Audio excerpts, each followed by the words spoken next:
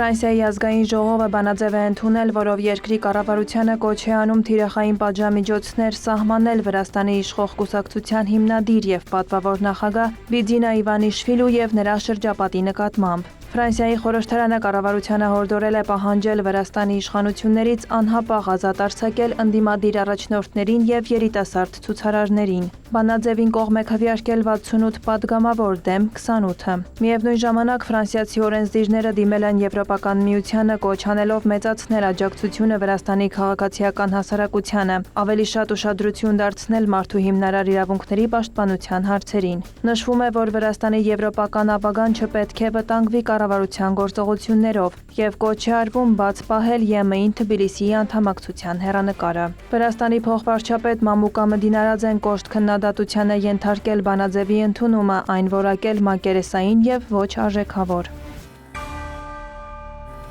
Վրաստանը 2025 թվականին Եվրամիության երկրներից արտաքսված քաղաքացիների թվով երկրորդ տեղն է զբաղեցրել, փաստում են Եվրոստատի տվյալները։ Արտաքսվածների ցանկում առաջատարը Թուրքիայի քաղաքացիներն են, երրորդ տեղում Սիրիայի։ Եվրոստատի տվյալով 2025 թվականին ԵՄ անդամ պետությունների տարածքում ապօրինաբար ապրել է Վրաստանի 16230 քաղաքացի, որոնցից արտաքսվել է 10475-ը։ 2025 թվականին մերժվել է Վրաստանի 4785 քաղաքացու մուտքը Եվրամիություն, այս ցուցանիշով Վրաստանը 7-րդ տեղում է։ Ըստ պաշտոնական տվյալների ամենից շատ մարդկանց արտաքսել են Գերմանիան, Ֆրանսիան եւ Շվեդիան։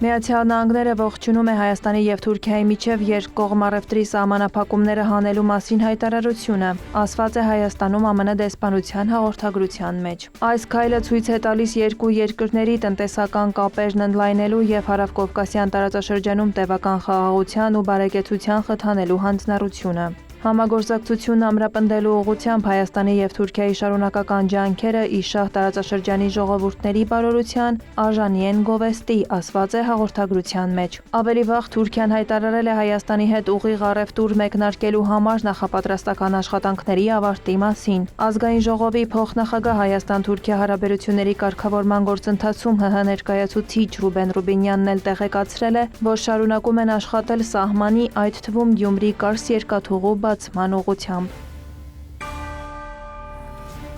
Թուրքիայի նախագահ Ռեջեփ Էրդողանը երկօրյա պետական այցով ժամանել է Ղազախստան, նրան օդանավակայանում դիմավորել է Կասիմ Ժոմարթ Տոկաևը։ Ղազախստանի եւ Թուրքիայի նախագահները նեղ կազմով բանակցություններ են անցկացրել։ Տոկաևը նշել է, որ այցը պատմական նշանակություն ունի եւ խթան կհաղորդի երկու երկրի համագործակցությանը։ Էրդողանն էլ վստահություն է հայտնել, որ այցը կամրապնդի երկու ժողովուրդների միասնությունը։ Տոկաևը Թուրքիայի նախագահին պարգևատրել է Ղազախստանի պետական շքանշանով։ Նախագահները նաեւ կանցկացնեն Ղազախստանի եւ Թուրքիայի միջև բարձր մակարդակի ռազմավարական գործընկերության խորհրդի 6-րդ նիստը եւ կմասնակցեն թուրքական պետությունների կազմակերպության ոչ պաշտոնական գագաթնաժողովին։ Էրդողանը Ղազախստան է այցելել ավելի քան 6 անգամ, սա նրա երկրորդ պետական այցն է։ Նախորդը տեղի է ունեցել 2022 թվականի հոկտեմբերին։ Թուրքիայի նախագահի այցի ֆոնին հայտարարվել է, որ ղազախական ավիաընկերությունն ուղիղ չվերթներ է սկսել դեպի Ալանիա, շաբաթական 2 անգամ հաճախականությամբ։ Ղազախստանի ԱԳՆ ներդրումների կոմիտեի նախագահն էլ հայտարարել է, որ Աստանան եւ Անկարան նախատեսում են երկկողմ առևտրի ծավալը հասցնել 10 միլիարդ դոլարի։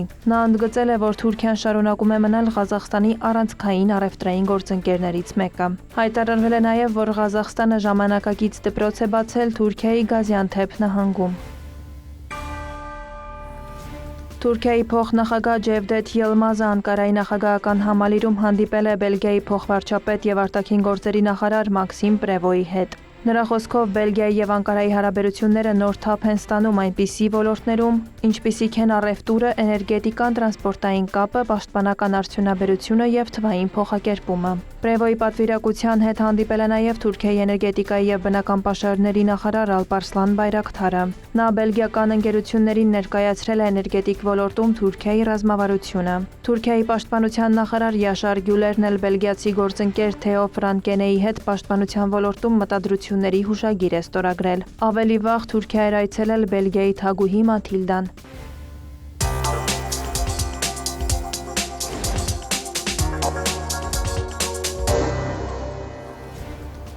Իրանի արտաքին գործերի նախարարը հայտնել է իրանական նավի վրա հարձակման եւ անձնակազմի ձերբակալման մասին։ Աբբաս Արաղչիի խոսքով Քուվեյթի ուժերը Պարսից ծոցի ջրերում անօրինական հարձակում են իրականացրել իրանական նավերի վրա, ինչի հետևանքով ձերբակալվել է Իրանի 4 քաղաքացի։ Նախարարն ընդգծել է, որ միջադեպը տեղի է ունեցել կղզու մոտակայքում, որն ավելի վաղ ԱՄՆ-ն օգտագործել էր Իրանի տարածքի վրա հարձակումների համար։ Արաղչին Քուվեյթի գործողություններն անվանել է տարածաշրջանում տարաձայնություն սերմանելու եւ լարվածությունը մեծացնելու ակնհայտ փորձ։ Թեհրանն անուշադրության չի մատնի այս միջադեպը, նշել է Արաղչին, պահանջել անհապաղ ազատ արձակել Իսլամական Հանրապետության քաղաքացիներին։ Նախարարը նշել է, որ Իրանն իրեն իրավունք է վերապահում համարժեք պատասխան տալ այդ գործողություններին։ Ավելի վաղ Քուվեյթը հայտարարել էր, որ մի խումբ իրանցի զինվորականներ փորձել են ներխուժել երկրին պատկանող Բուբիյան կղզի։ Ըստ երկրի պաշտպանության նախարարության Իսլամական հեղափոխության պահապանների կորպուսի հետ կապված 6 անձ փորձել են ծովով մուտք գործել երկիր։ Նրանցից 4-ը ձերբակալվել է, 2-ը փախուստի դիմել։ Հեռախոսազրույց են ունեցել Իրանի եւ Ադրբեջանի արտգործնախարարները, քննարկել երկկողմ հարաբերությունները։ Աբբաս Արաղչին եւ Ջեյհուն Բայրամովն անդրադարձել են նաեւ տարածաշրջանում առկա իրավիճակին եւ դրա համատեքստում բանակցային գործընթացի ընթացքին, ինչպես նաեւ Իրանի շուրջ իրավիճակի դիվանագիտական եւ քաղաքական կարգավորման հեռանկարներին։ Արաղչին մանրամասն տեղեկություններ է տրամադրել բանակցային գործընթացի վերաբերյալ։ Բայրամովն էլ նշել է, որ Ադրբեջանն աջակցում է հակամարտության խաղաղ եւ բանակցային ճանապարհով կարգավորման ուղղված ջանքերին։ Նախարարները մտքեր են փոխանակել նաև միջազգային փոխադարձ հետաքրքրություն ներկայացնող այլ հարցերի շուրջ։ Իրանը որպես միջուկային զենքի չտարածման մասին պայմանագրի կողմ խաղաղ միջուկային ծրագիր զարգացնելու իրավունք ունի, որից նրան չի կարելի զրկել, հայտարարել է երկրի արտգործնախարարության խոսնակը։ Էսմայիլ Բաղայի խոսքով Իրանի եւ ԱՄՆ-ի միջև գլխավոր անհամաձայնությունը կապված է հենց այս պայմանագրով տրվող իրավունքների պահպանման հետ։ Ըստ պաշտոնյայի ԱՄՆ-ն պնդում է, թե մտահոգված է Իրանի միջուկային ծրագրով, չնայած ատոմային էներգիայի միջազգային գործակալությունը վերահաստատել էր, որ Իրանի միջուկային ծրագիրը խաղաղ բնույթ ունի։ Բաղային նաև հայտնել է, որ բանակցությունների ընթացքում Թեհրանը Վաշինգտոնին առաջարկել է նախ բացել Հորմուզի նեղուցը եւ վերացնել իրանական նավահանգիստների ծովային շրջափակումը, սակայն Միացյալ Նահանգները հրաժարվել է։